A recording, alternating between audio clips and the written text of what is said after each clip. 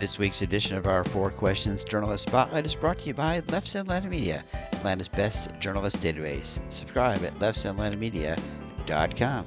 Welcome, folks, to the next edition of our Four Questions Journalist Spotlight. We are talking today with Michelle Hall, who is the managing editor of the Forsyth County News. Is that correct? Did I get that right?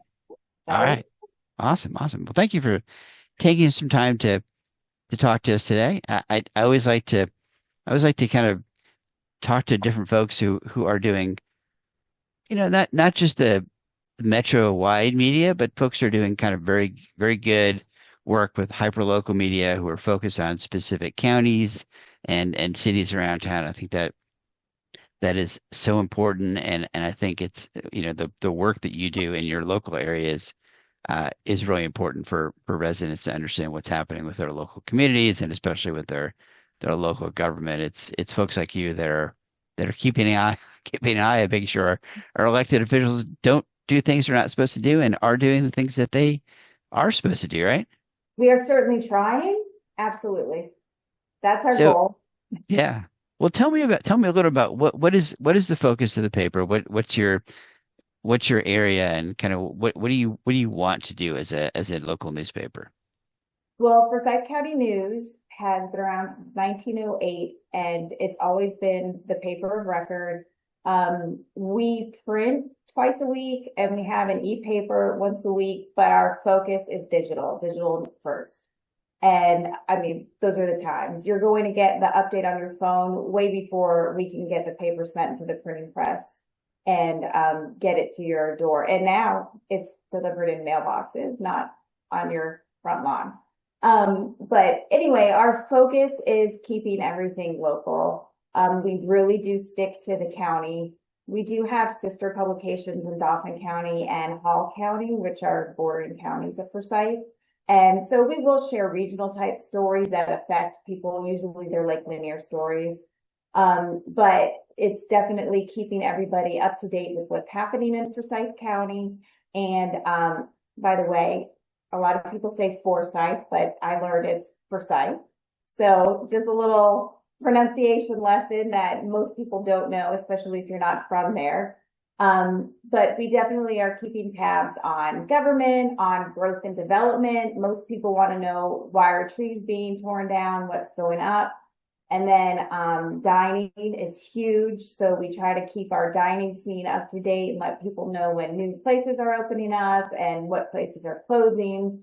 And we had the most interaction in the last couple of years was the hype behind getting a Trader Joe's and the mystery behind getting the Trader Joe's, because we all knew it was going to be a Trader Joe's, but nobody would confirm that it was going to be a Trader Joe's until it finally was announced that it was Trader Joe's. And now it's open. And anyway, everybody loves Trader Joe's.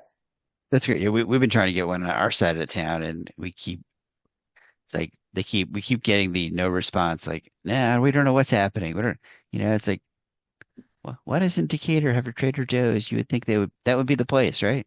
You would think, and it seems to be Trader Joe's MO that they won't confirm that they're coming until they're ready to build. So, Yeah. Well, and I appreciate the pronunciation note there. I have a couple of years ago, I created like this little blog post about how to pronounce things in Georgia, because I'm sure every state has this, but Georgia's got a lot of cities and counties and roads and things that are not pronounced the way they look, yeah. right. Well, You I know, moved here in 2007 and didn't get schooled on the pronunciation until 2019. So I went 12 years with saying it Forsyth instead of Forsyth. Forsyth. Well, and it's funny. It's some people might say, well, that's a very subtle thing, but it's not subtle for people who live there. And I'll share with you this blog post. It's Mitch's guide to pronunciation, but I send it to especially to TV reporters who are new to the market, because when you see somebody talking about Cairo, Georgia, it's not Cairo, it's Cairo, and Houston Mill Road, it's Houston Mill Road, and Yeah. all the counties that are not quite pronounced the way that you might think they're pronounced, and you can That's always a tell the really new people, right? That's a really On good TV. tool to have for a new news reporter or news anchor coming into town for Yeah, sure. yeah. Uh, And my other little pet peeve is it's not Cumming, Georgia, it's Cumming, Georgia.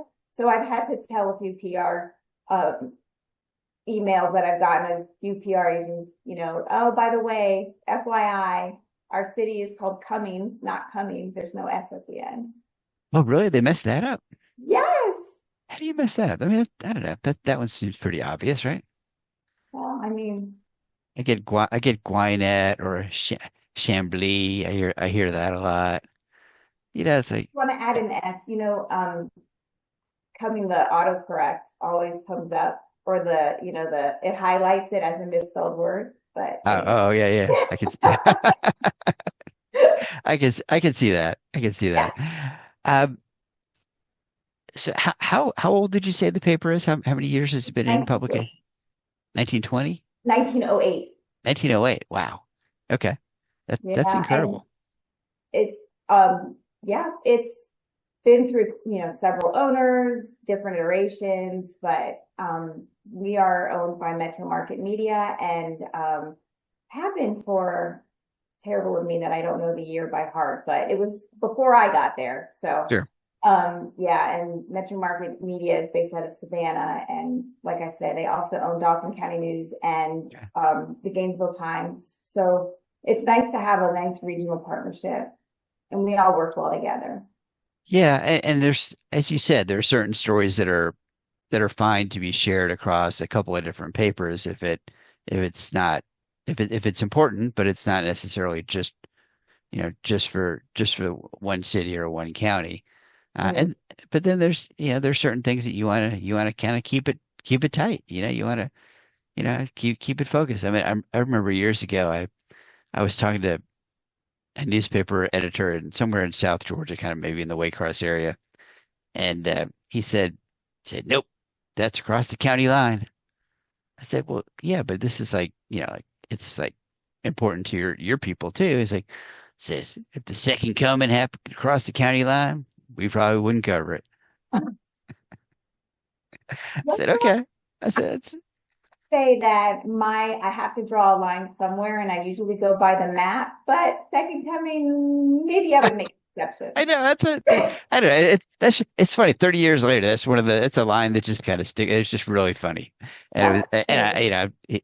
he was joking about it, but he's like, no, I gotta. He's like, I gotta be focused. This is this is my thing. This is my niche, my area.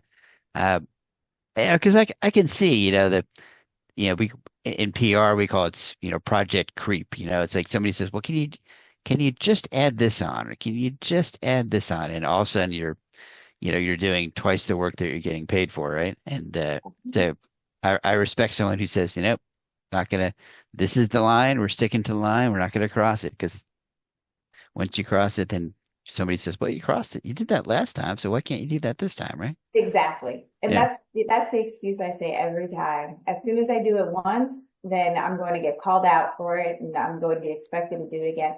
But you know what else, Mitch? Our readers really appreciate that we stick to Forsyth County because they want to know what's happening where they live. Right. And they can get that other news from other places if they Yeah. want to.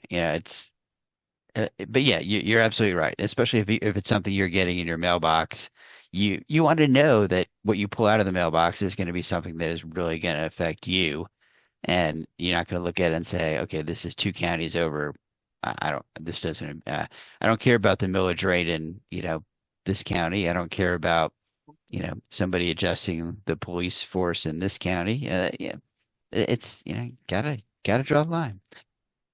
So so you started in TV, is that correct? I did. I So did. tell me about that. How did you make you were at a couple of stations before you made the move to print.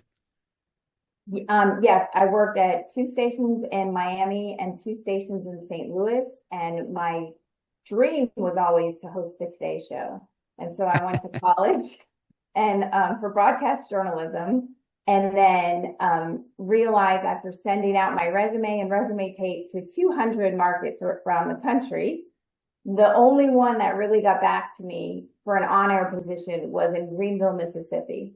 And I'm from South Florida. And that was like and it was like $13,000 a year. This was back in 1995, 1996. And I would be doing part-time weather, part-time reporting. And I was like, that is just not me. And, so then I was like, well, I got to see what I can get. So I got a job as a news writer at the Fox station in Miami, and it paid minimum wage, and they kept you at 30 hours a week so that they didn't have to pay benefits. But then I realized, you know what? I really like behind the scenes and I can get farther faster. So I started working my way up. And my husband and I moved to St. Louis and I worked there. And then I had my first baby. And then a few months later, we moved to Jacksonville, Florida, and I retired. And we realized, you know what? I want to stay home and I want to raise my kids. So I had an 18-year break and then we moved here after we had our son there. And I had an 18-year break where I was room mom and PTO president and local school council rep and the superintendent's parent advisory council. I just did everything I could to be involved with my kids. And then they got to high school and they didn't need me. And I didn't want to be there anymore. I was tired. So then I started getting back, and then COVID happened. And then I was like, you know what? It's time to see what I can do again. And I had done freelance stuff, and I was always in charge of the school newsletter. So I always had my desire, my passion for news. And then I got a job for Newsbreak. They were starting a local news pilot program, and they chose Forsyth County. And I became their managing editor. And within a year, I got recruited to go to Forsyth County News. What is Newsbreak? Newsbreak is an aggregated news app. And so they're constantly, it's supposedly the most read, downloaded one because they're getting their news from everywhere. But they started this pilot program for local news in news deserts. And Forsyth County was considered is considered a news desert because we don't have the daily paper. And there are no TV stations based out of there. But because we're so close to Atlanta, they thought it would be a great market to test it. And we did really well. And then we did really well and got the attention of Forsyth County News. And I also was in a leadership class with the publisher, the group publisher for the paper. And so when they needed a new editor, she told the group editor at the time, you need to call her up. So that's how I got there. And so I had some experience with the digital side, and that was a good ease into it. I needed to learn how to do a newspaper. So Right.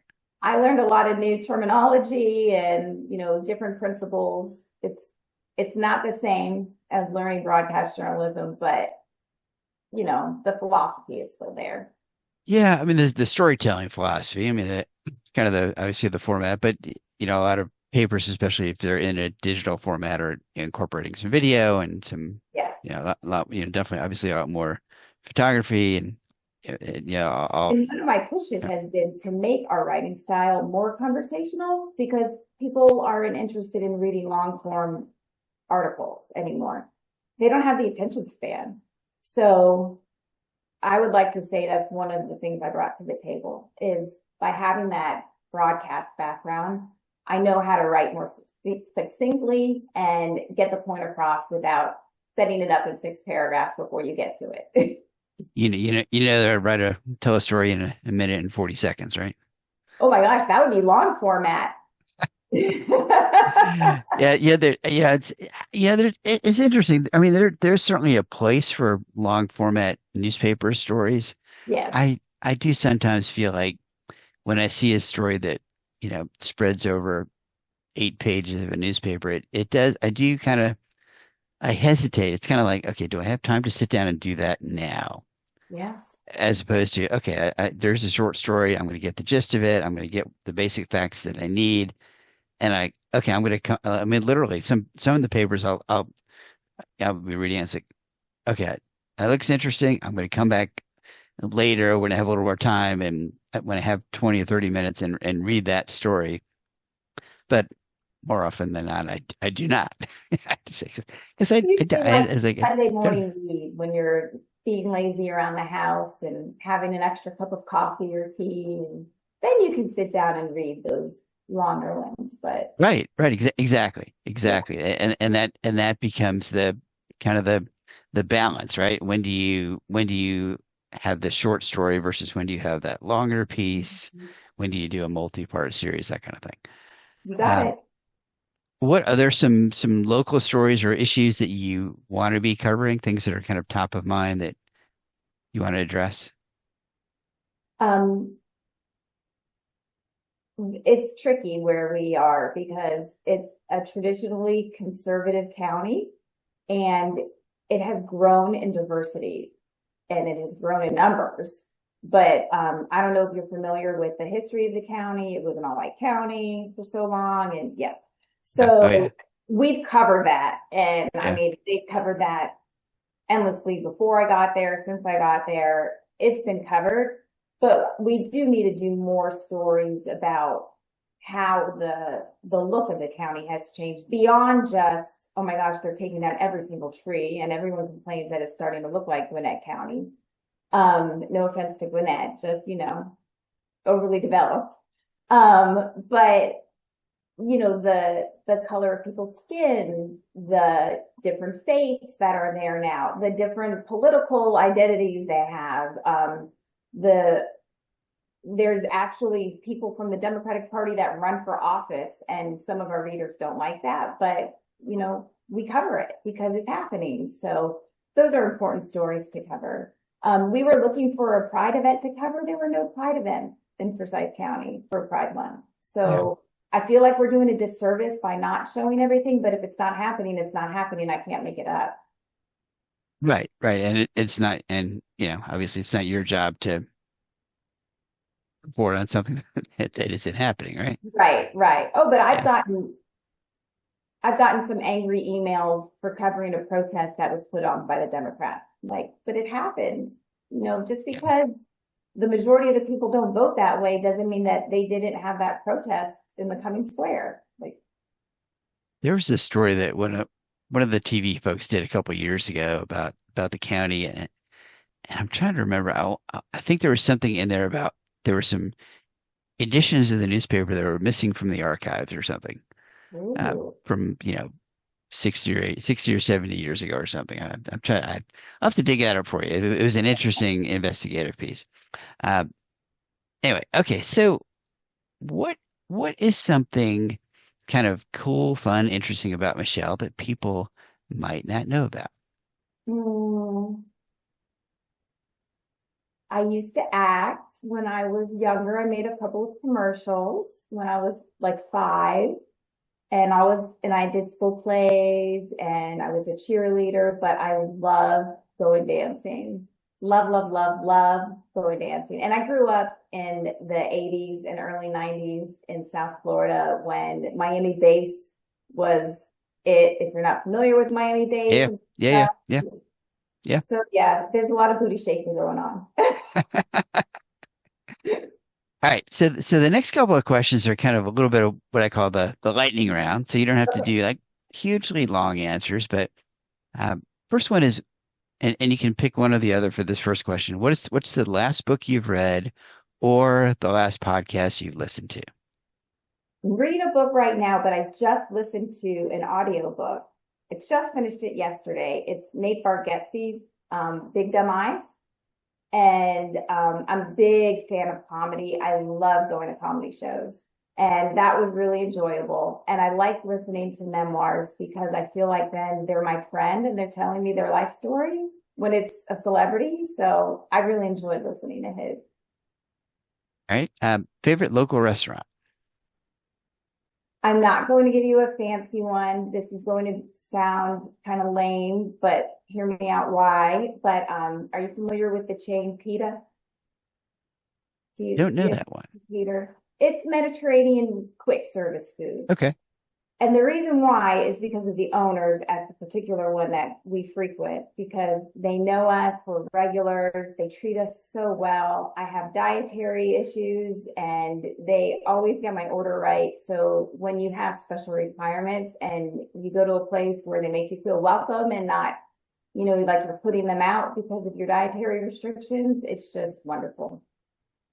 That is a wonderful thing about a restaurant. Yeah, and you always want to go. It's nice to walk into a place where it's like, "Hey, Michelle, you want the usual order?" And Exactly. they And they know to look out. They when know the to look owners out are for your. there, they're, standing, they walk around and they give us a big hug and they're so happy that we're there and they're great people. And so the food is delicious, but the people are wonderful. And it's called PITA.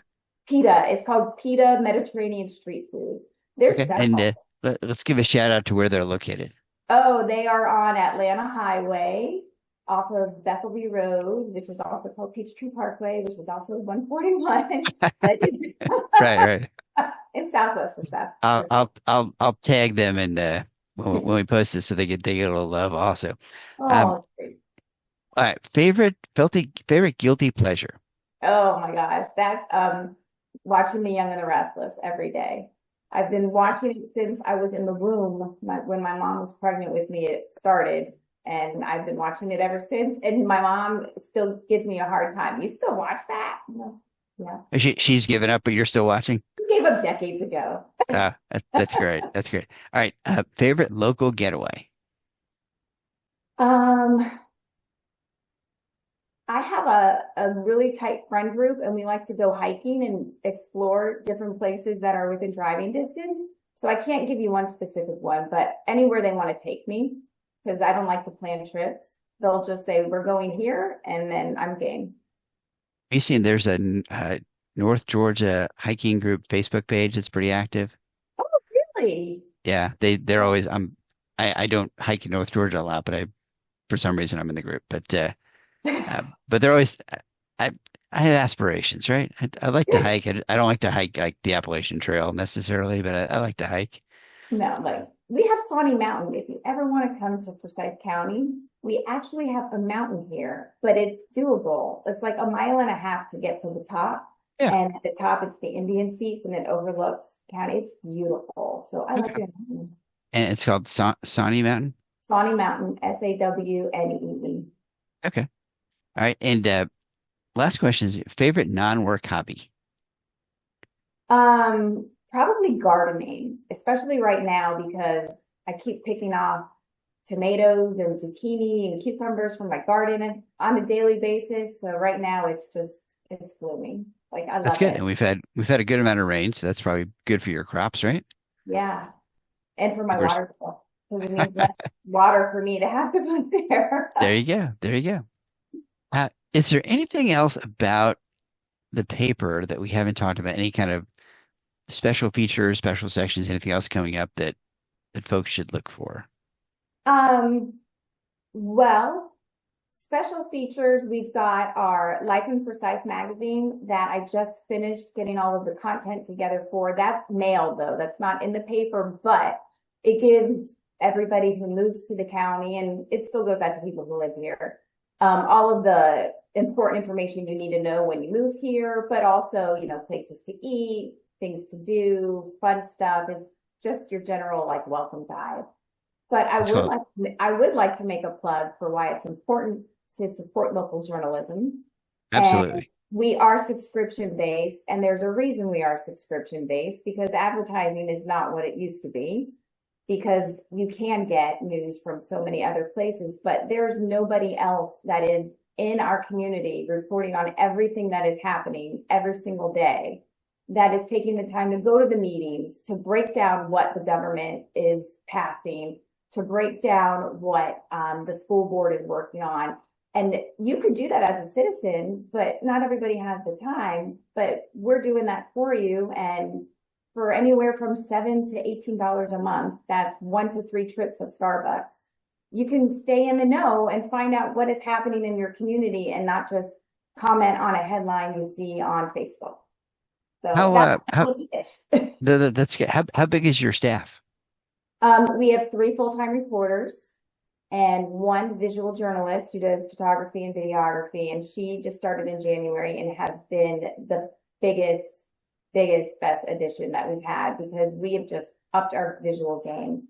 And then I like to have a high school intern during the school year. We are very close with the school district, and I like to be able to give back by bringing in a student who's interested in learning about journalism and teaching them at least the beginning, and then they can decide if they want to pursue it in college. And we have a part-time reporter this summer, so it's small. But that's And that's then good size for a and local then two on paper. our Yeah. sports team. We have a sports editor and a sports Yeah. reporter. Yeah, I know the Atlanta Press Club has a program where they'll place kind of summer interns with different papers around different media outlets around town. I want to say I think it's a funded program in some fashion. So if you want to check with the press club, just let me know and I can That's a good connect you tip. with. We have a local, or I'm not sure if they're even local, but a nonprofit group that reached out and they want to put an investigative reporter in our newsroom, the Dawson County newsroom and the Gainesville newsroom, completely funded by the nonprofit group to focus on investigative work. And so I know they have a fundraising campaign going on for that. And there's information on our website about that. Is Precisely. that like a ProPublica kind of thing or Um, oh my gosh, or not? I'm blanking Yeah, on the name of the group, but it's not. there's a couple of those like some there's like Democracy in the Newsroom, America's Newsroom.